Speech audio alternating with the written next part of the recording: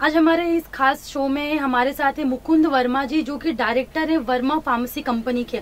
जी हाँ, और इसी के साथ साथ इनका आयुर्वेदिक का जो फार्मेसी है वो 75 सालों से है।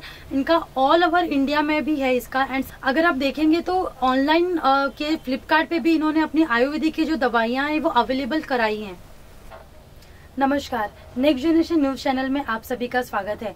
आज हम आपके सामने ला रहे हैं हमारी खास पेशकश expert view on life with corona. और हमारे इस खास पेशकश में हमारे साथ मौजूद हैं वर्मा फार्मेसी के director mister Mukund Verma sir.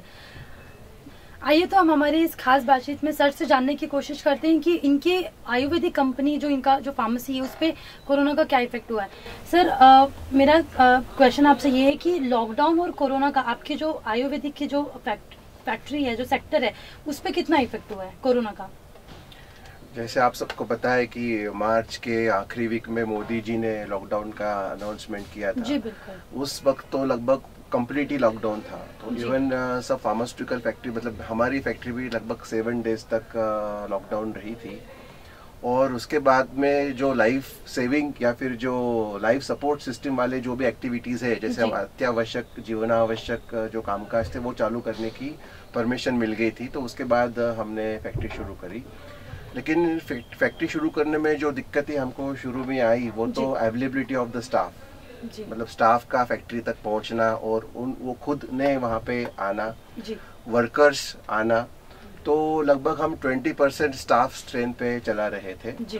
और वो वक्त ऐसा था कि लोगों को बहुत सारी चीज़ों की ज़रूरतें थी। जी। जैसे आप कहते हो सैनिटाइज़र की ज़रूरतें थी और बहुत सारी जो दवाइयाँ जो लाइफ सेविंग कैटेगरी में आती है या फिर लोगों को लेनी पड़ सकती है बीमारी के टाइम, उसकी ज़रूरतें थी। तो पूरा हमारा अटेंशन था वो उस तरह की दवाइयाँ बनाए और उस हिसाब से हमने अरेंजमेंट करके वो काम शुरू किया। तो हम 100% लॉकडाउन तो खाली 7 दिन ही थे, जैसे सब बाकी के फार्मास्यूटिकल कंपनीज होंगे पूरे भारत में। लेकिन हमने काम जल्दी से जल्दी शुरू किया और जो जो जरूरी आवश्यक दवाइयाँ थी वो बनाने का काम शुरू किया। सर जैसे कि आपने अभी आयुर्वेदिक के बारे में बताया, तो क्या इस कोरोना में आयुर्वेदिक के लिए कुछ है, कुछ प्रिकॉशंस या कुछ आयुर्वेदिक कुछ काढ़ा समथिंग कुछ? ये आपने बहुत अच्छा सवाल पूछा। मैं आयुर्वेदिक इंडस्ट्री से ही हूँ। इसके लिए आयुर्वेदा जब, जैसे आप सब लोग जानते हैं, 5000 पुरानी अपनी दवाइयों की एक पैथी है जो हम आयुर्वेदा जो भारत में इम्प्लीमेंट करते हैं। उसमें लगभग 50 से ज़्यादा ऊपर ग्रंथ है जिसका अध्ययन करने के बाद आपको बीमारियों के बारे में जानकारी प्राप्त होती है और आपको अपनी जीवन शैली के बारे में जानकारी प्राप्त होती है। ये जो कोरोना है वो तो एक वायरल डिसीज है, हम सब जानते हैं। जी। तो बहुत सारी चीज़ें जो वायरस की वजह से हमें बीमारियां होती है, जैसे हम कॉमन फ्लू कहते हैं, सर्दी खांसी, वो भी वायरस की वजह से होती है। तो जो भी उसमें आयुर्वेदा के अंदर जो लक्षण दिए गए हैं वो उसके हिसाब से जो दवाइयाँ दी गई हैं वो सब दवाइयाँ इस कोरोना में भी काम करती हैं। जैसे आपको सर्दी होने के बाद आप अदरक की चाय पीते हो, हल्दी का काढ़ा पीते हो, या फिर सूंठ घस के आपके माथे पे या छाती पे लगाते हो सर्दी उतारने के लिए। वेखंड है, फिर अपना जायफल है। ये बहुत सारी चीजें जो ऑलरेडी आयुर्वेदिक के अंदर बताई गई है वो कोरोना के लिए यूजफुल है। अभी इसमें 2 प्रकार से हम बात कर सकते हैं। एक तो पहला कि आपको प्रिकॉशन क्या लेनी है, जिसमें आपको आयुर्वेदा क्या हेल्प करेगा, और दूसरी बात जो है कि आपको अगर कोरोना टेस्ट पॉजिटिव आ गई तो फिर उसके लिए आप क्या काम करेंगे। जैसे मैं कह रहा था कि कोरोना आपको ना हो उसके लिए आप किस तरह की आयुर्वेदिक दवाइयाँ ले सकते हैं या फिर उनका आपको सेवन लाभदायी है। आपको सबको मालूम है कि भारत के अंदर ये जो आयुर्वेदा इंडस्ट्री है या फिर आयुर्वेदा के बारे में जो रिसर्च हो रही है उस सबकी गवर्नमेंट या फिर गवर्नमेंट की तरफ से एक बॉडी है, उसका नाम है आयुष। तो आयुष डिपार्टमेंट ने भी बहुत सारी गाइडलाइंस ऑलरेडी पब्लिक के लिए इशू की है और उन्होंने बहुत सारी दवाइयों के बारे में ऑलरेडी बताया है। तो अगर डिटेल में अगर किसी को अध्ययन करना है इस बात का तो वो आयुष की वेबसाइट पे जाके पूरी उसमें से जो भी है लिटरेचर पढ़ सकते हैं। लेकिन मोटे मोटे तौर पे मैं कहूँगा कि जैसे अपने घर में जो आपको चीज़ें मिल जाती है, जैसे हल्दी है, दालचीनी है, लवंग है, अदरक है, ये 4 चीज़ें सिंपल जो आप आपके रोज़मर्रा के खाने पीने में आप उपयोग कर सकते हो। जैसे हल्दी का आप काढ़ा बना सकते हो, हल्दी, दालचीनी, लवंग, गुड़, इलायची का। चाय के अंदर अदरक का प्रयोग कर सकते हो। च्यवनप्राश एक सर्वश्रुत दवाई है, उसका आप सेवन कर सकते हो। और आंवला मुरब्बा जो बहुत लोगों को पसंद भी आता है, वो चीजें ले सकते हो। तो ऐसे छोटे मोटे बहुत सारे जो घर में ही मिलने वाली सामग्री है, वो आपको कोरोना से बचाने में काफी मदद कर सकती है। जी बिल्कुल सर, अभी आपने जैसे कि बताया कि हमारे खुद के घर में सारी चीजें अवेलेबल हैं। इसके अलावा कोई ऐसा प्रोडक्ट है जो कोरोना के लिए लाभदायक हो?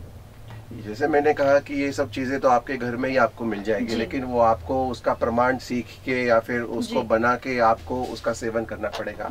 शायद आपको मालूम भी होगा कि ये चीजें कोई टेस्टी नहीं होती है, आपको उसका फॉर्मूला बना के लेने में शायद कठिनाई हो या फिर किसी बच्चों को पसंद नहीं आए। तो इसके लिए काफ़ी कंपनियां, जो हम जैसी कंपनियां हैं जो आयुर्वेदिक इंडस्ट्री में काम कर रही है, हम एक रेडीमेड फॉर्मुलेशन बनाते हैं। जैसे अब हमारी कंपनी ने एक प्रोडक्ट इसके लिए बनाया है जिसका नाम है गुड इम्यून।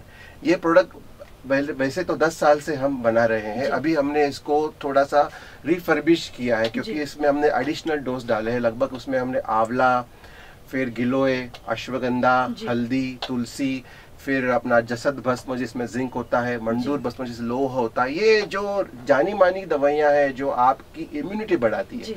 आपको एक बात समझनी होगी, जो कोरोना वायरस अगर किसी को पकड़ लेता है या फिर संक्रमित कोई आदमी कोरोना वायरस से होता है, तो कोरोना वायरस से बचने का एक ही उपाय है कि आपकी इम्यूनिटी अच्छी होनी चाहिए, क्योंकि कोरोना वायरस को अल्टीमेटली खत्म आपकी इम्यूनिटी करेगी। तो इसलिए आपकी इम्यूनिटी सुदृढ़ अवस्था में होना जरूरी है। और ये जो दवाइयां है ये आपकी इम्यूनिटी बूस्टर आप कह सकते हो, इससे आपकी इम्यूनिटी बढ़ती है और जो कोरोना वायरस में आपको लाभदायी है। जी सर, फार्मा इंडस्ट्री पे इसके क्या असर देखने को मिला और आगे क्या देखने को मिल सकता है? फार्मास्यूटिकल इंडस्ट्री की अगर आप बात करें तो ये बहुत ही बड़ी इंडस्ट्री है। ये कोई लोकल इंडस्ट्री है नहीं, ये तो पूरी इंटरनेशनल इंडस्ट्री है। इसमें बहुत बड़े बड़े फार्मास्यूटिकल कंपनीज इन्वॉल्व है और हम तो एक पार्ट है उसके। हम आयुर्वेदा जो कि फार्मा की इंडस्ट्री के अंडर आते हैं, लेकिन एलोपैथी भी एक बहुत बड़ी इंडस्ट्री है, बायोटेक भी बहुत बड़ी इंडस्ट्री है। इन सब पे बहुत असर हुआ है। ये कोरोना की वजह से पूरा थिंकिंग लाइन चेंज हो गया है। जो इमरजेंसी मेडिसिन है, जो आपको लाइफ बचाने के लिए काम आती है, उस मेडिसिन का उत्पादन, उस मेडिसिन का स्टॉक ये रखने की जरूरत है। फार्मा इंडस्ट्री, जैसे डॉक्टर आप हॉस्पिटल में काम करेंगे, वैसे फार्मास्यूटिकल साइंटिस्ट को लैबोरेटरी में और फैक्ट्रियों में काम करना पड़ेगा। आपने सुना होगा जैसे ये वायरस आया तुरंत फार्मास्यूटिकल कंपनीज में होड़ मच गई कि हम वैक्सीन बनाएंगे। आज लगभग 100 जगह से ज्यादा कंपनियों में ये वैक्सीन की रिसर्च चालू है। तो जैसे आप डॉक्टर को देखोगे कि वो आईसीयू में काम कर रहा है, उसी लेवल से फार्मास्यूटिकल साइंटिस्ट आज रिसर्च लैब में वैक्सीन बनाने के जुड़े हैं। आपने कुछ दवाइयों के नाम सुने होंगे जो अभी आ गई है और लोग कहते हैं कि ये कोरोना के लिए, जैसे फैबीफ्लू हो गया, रेमडेसिविर भी हो गया। इस कंपनी का भले ही बाहर पेटेंट है, लेकिन इंडिया के कंपनी ने भी ये दवाइयां बनाई हैं, अभी वो मार्केट में अवेलेबल है। तो फार्मास्यूटिकल कंपनी का बहुत बड़ा रोल है हेल्थ केयर सिस्टम के अंदर। और आने वाले दिनों में मैं ऐसा कहूंगा कि कोई भी कंपनी हो, छोटी हो, बड़ी हो, मीडियम स्केल हो, सबको अपनी अपनी रिसर्च के ऊपर ध्यान देना पड़ेगा। अगर आप आयुर्वेदा हो, आप फार्मास्यूटिकल मैन हो या बायोटेक हो, आपको आपके प्रोडक्ट रिसर्च बेस्ड बनाने पड़ेंगे। आपको आपके प्रोडक्ट की उपयुक्तता सिद्ध करनी पड़ेगी कि आपके प्रोडक्ट उपयुक्त है। तो रिसर्च पे कंपनियों को फोकस देना पड़ेगा और उनको पैंडेमिक रेडी रहना पड़ेगा, कैपेसिटी उनको रखनी पड़ेगी और जैसे ही कोई आपत्तियां है तुरंत उसको लड़ाई देने के लिए तैयार रहना पड़ेगा। जी सर, अभी आपने सारी चीजें बताई। अगर इंडिया की बात की जाए तो मेक इन इंडिया में फार्मा सेक्टर का कितना योगदान है?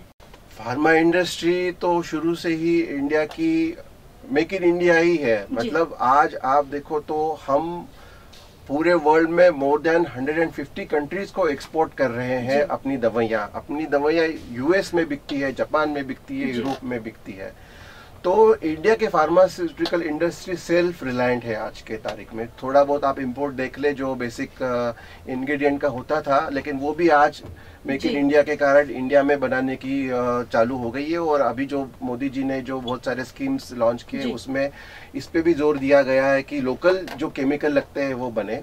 तो फार्मास्यूटिकल इंडस्ट्री ऑलरेडी रिलायंट है। We are manufacturing almost all the medicine और एक्सपोर्ट भी हम अच्छा कर रहे हैं और आगे भी यही चलेगा।